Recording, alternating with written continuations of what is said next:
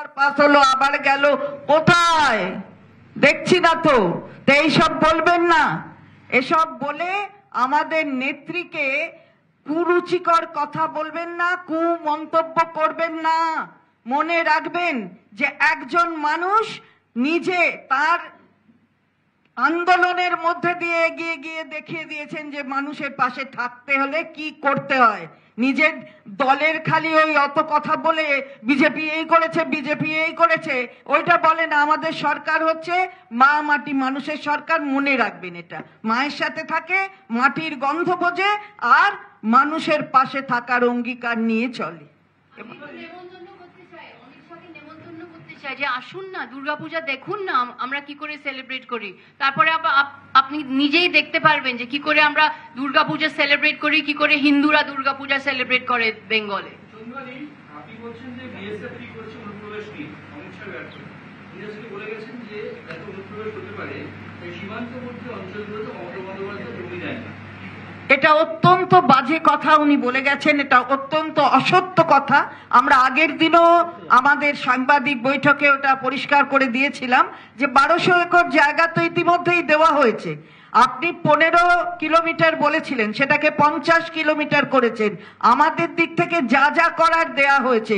নিজের ব্যর্থতাকে ঢাকবার জন্য পরের ঘাড়ে দোষ দেবেন না, নিজের ঘাটটা দেখুন আগে, আর তাকে মজবুত করার চেষ্টা করুন, অন্য ঘাড়ে দোষ দেবেন না। যেটা আজকে অমিত শাহ যে কনফিডেন্স নিয়ে বলে গেল যে নেতাজি ইন্ডোর স্টেডিয়ামে,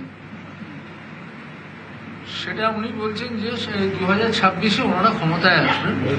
কিভাবে আসবেন আমরা জানি না, আর তৃণমূল শেষ।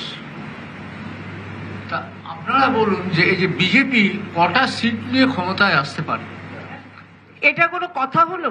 আপনার মনে হয়েছে হয়তো যে কনফিডেন্সে বলে গেছেন, আমাদের কোনো জায়গায় মনে হয়নি। বডি ল্যাঙ্গুয়েজ থেকে শুরু করে না মাননীয় প্রধানমন্ত্রীর না স্বরাষ্ট্রমন্ত্রীর কেউ বলছে না, কারণ ওরা জানে যে এখানে ওটি হচ্ছে না। তো এখানে তো সিট কমতে থেকেছে, দেখা গেছে লাস্ট নির্বাচনেও দেখা গেছে। তো এখানে ওসব ভাবনা ছেড়ে দিন, ও ভাবনা ভেবে লাভ নেই। এখানে কিচ্ছুটি হবে না, এখানে আবার ফিরে যেতে হবে। সুতরাং ওই বলাকার মতো আগের দিনও বলেছি, পাখা মেলে পরিযায়ী পাখি এসেছেন, ভোটের আকাশে ঘুরে বেড়াবার জন্য বেরিয়ে পড়েন। তো সেই ভোটের আকাশ বাংলার আকাশ আপনার পক্ষে নয়, এটা বাংলার মানুষ আগেও বলে দিয়েছে, এখনো বলবে, আগামী দিনও। चौधरी जी, आज डॉक्टर सुकांतो मजूमदार ने कहा है कि जिस तरह से ऑपरेशन सिंदूर हुआ था वैसे ही अब ऑपरेशन बंगाल होगा, और अगर कोई भाजपा कार्यकर्ता को मारने आता है तो आप पलटवार करें, बदला ले और उसको मारें। यही तो हम लोग बोल रहे हैं कि एक्चुअली करना क्या चाहते हैं। ऑपरेशन सिंदूर के नाम से यहाँ पर कैओस और यहाँ पर और भी संतरासवाद जो है उसी का यहाँ पर फिर से फैलाना चाहते हैं। तो यही होता है ना, यही बात है। तो यही this is what we have actually joined issue and set कि ये नहीं होगा, यहाँ पर नहीं होगा। क्या है ऑपरेशन बंगाल, क्या है ऑपरेशन बंगाल? बीजेपी करेगा क्या? तो यहाँ का लोग है जो ना, लोग कर देगा, क्या होगा? क्योंकि 18 से 12 में उतर दिया, और इसके बाद भी जो जो करना है कर देगा, क्योंकि इस प्रदेश का नाम बंगाल है। चौधरी मिस्टर शाह, चौधरी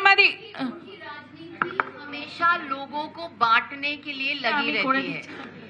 अमित शाह की राजनीति ऐसी है कि लोगों को किस तरह से बांट सके, यही उनकी राजनीति है। देश के लिए ये घातक है, ये देश के लिए, ये देश को मजबूत नहीं करेगी। इस तरह की राजनीति ये देश को कमजोर बना रही है। लोगों को हमेशा बांटने की जो कोशिश कर रहे हैं, ये देश को कमजोर कर रही है इस तरह की राजनीति। Kakolidi Chondrimati, question to you all that today Shah has related this Bengal's fight with national security and also has said that Mamata Banerjee has kept the door open for the infiltrators. So to save the country, vote for BJP. That is what their line is. He is to be blamed, and if it is hampering the national security, then he is in power as the Home Minister of India, so he should resign, because he is a total failure Home Minister who actually allowed terrorists to get into the country and kill 26 of our tourists in Pahalgam. And even before this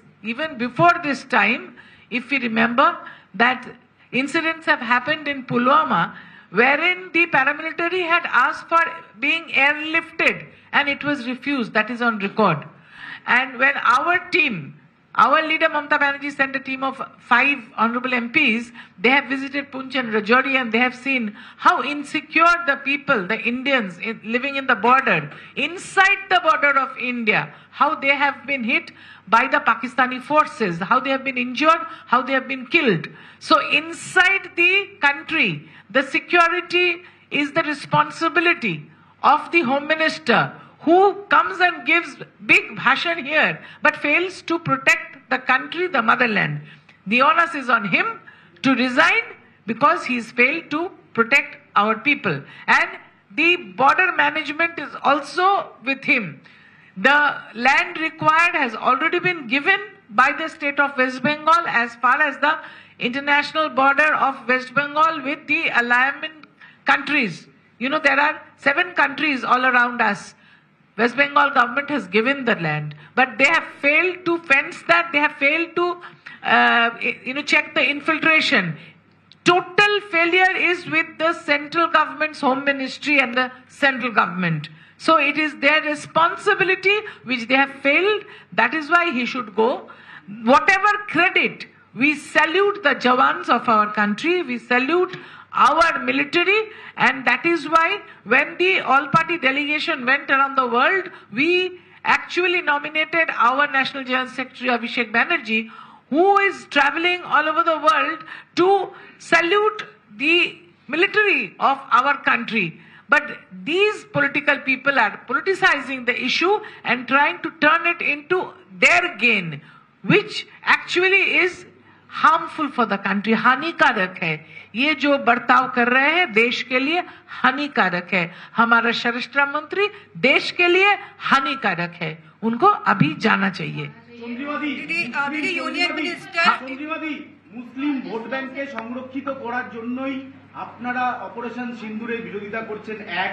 দ্বিতীয়ত, বেলডাঙ্গা মুর্শিদাবাদের ঘটনা আপনাদের দলের নেতারা ঘটিয়েছেন, 2. এবং আপনারা ওয়াকফের বিরোধিতা করছেন, কোন পক্ষ নিচ্ছেন? এই সমস্ত অবান্তর কথাগুলো স্বরাষ্ট্রমন্ত্রীর তার মুখে মানায় না. সুতরাং আমরা অপারেশন সিঁদুরের কখন বিরোধিতা করলাম? কবে বিরোধিতা করেছি? ওরা সিঁদুরটা বিক্রি করছে, তার বিরোধিতা করছি. এখনই কি সময় হলো বাজারে বিক্রি করার? ওটা রাজনৈতিক বাজারে নেবে বিক্রি করার, যখন সমস্ত পৃথিবীর কাছে প্রতিনিধি দল পাঠাচ্ছেন একদিকে, যেখানে আমাদের মাননীয় সাংসদ যাচ্ছেন, এক কণ্ঠে কথা বলছেন, এখানে এসে সেই সিঁদুর বিক্রি করছেন. আমরা তার প্রতিবাদ করছি, আমরা কোনোদিন অপারেশন সিঁদুরের প্রতিবাদ করিনি. আর উনি কি বলছেন? মুসলিম ভোট ব্যাংক. কি অবান্তর কথা বলার কোনো মানে নেই.